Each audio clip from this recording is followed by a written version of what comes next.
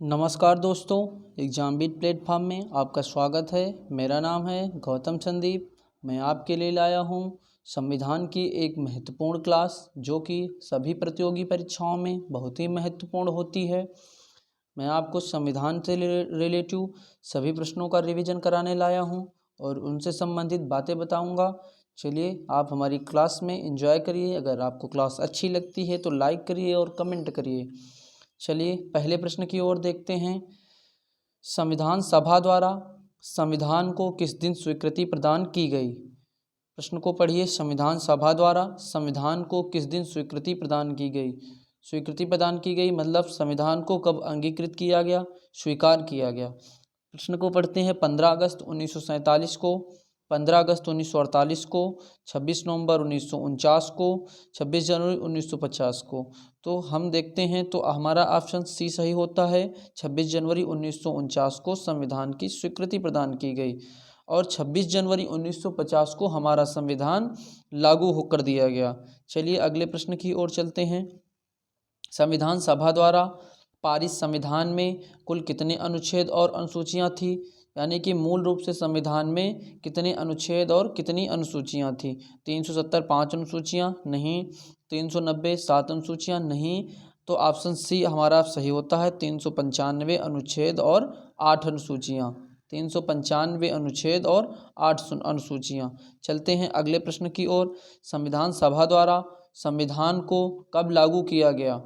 संविधान पूर्ण रूप से लागू कब हुआ और अंगीकृत कब हुआ? इन दोनों चीज़ों में हम जान लेते हैं। अगर हम कहते हैं अंगीकृत या स्वीकृत करने की बात करते हैं तो 26 नवंबर 1949 लगाएंगे। अगर संविधान लागू होने की बात करते हैं तो ऑप्शन बी यानी कि 26 जनवरी 1950 लगाएंगे। ये कन्फ्यूजन आपका दूर हुआ। चलिए आगे चलिए।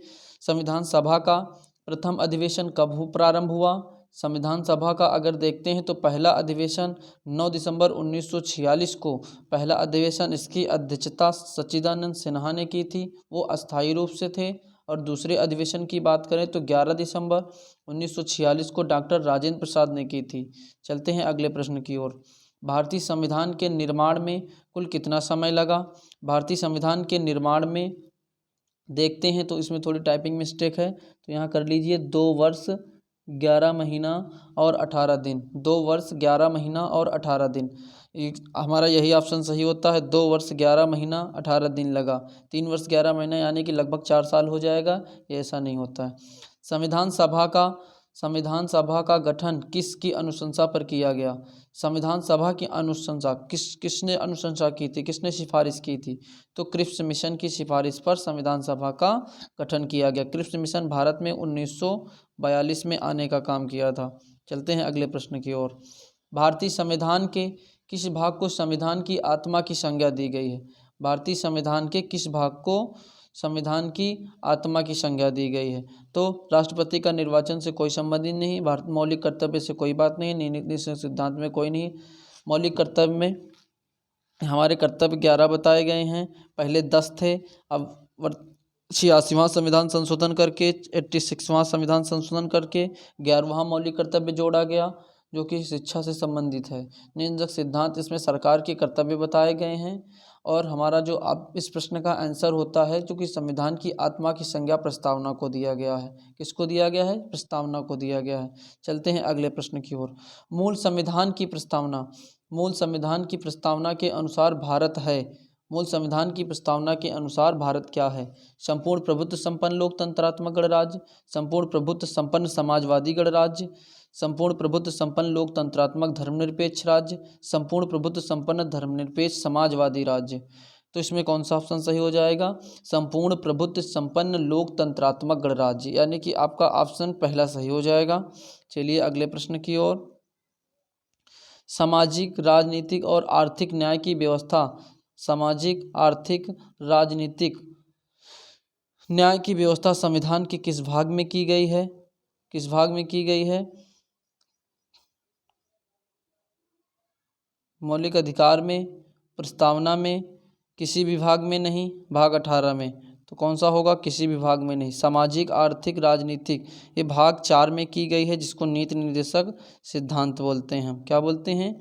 नीति निर्देशक सिद्धांत की बात करते हैं। चलते हैं अगले प्रश्न की ओर। भारतीय संविधान का संघात्मक स्वरूप किस देश से लिया गया है?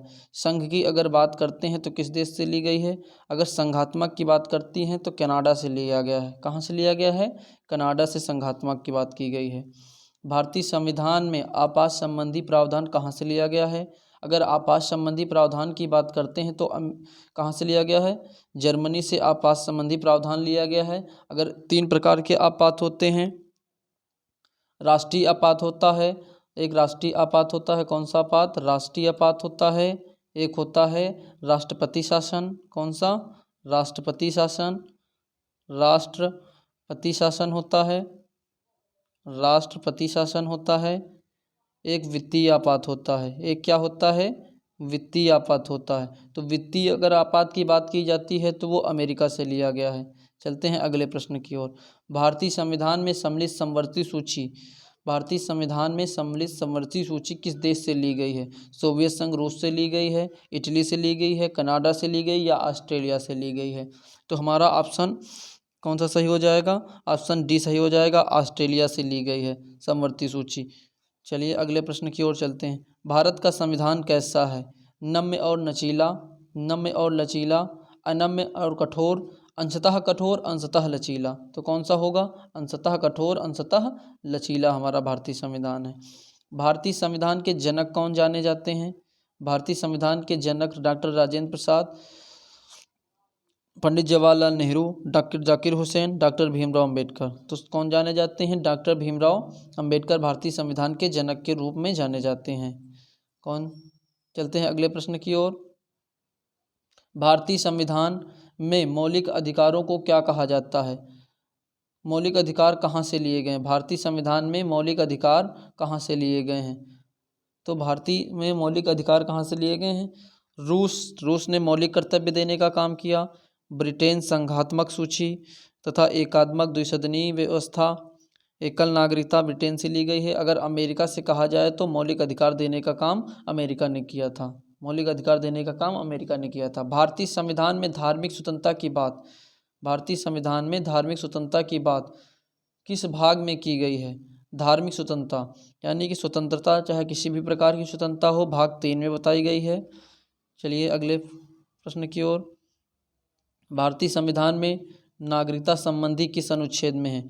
तो नागरिकता संबंधी आर्टिकल कौन से अनुच्छेद में है? भाग 2 में 5 से 11, भाग 2 में आर्टिकल 5 से 11 में है। चलते हैं अगले प्रश्न की ओर। मूल संविधान में भारतीय नागरिकों को कितने मूल अधिकार प्रदान किए गए हैं? तो मूल संविधान में 7 मौलिक अधिकार दिए गए थे। अब लेकिन वर्तमान संविधान में 6 मौलिक अधिकार हैं। 7वां मौलिक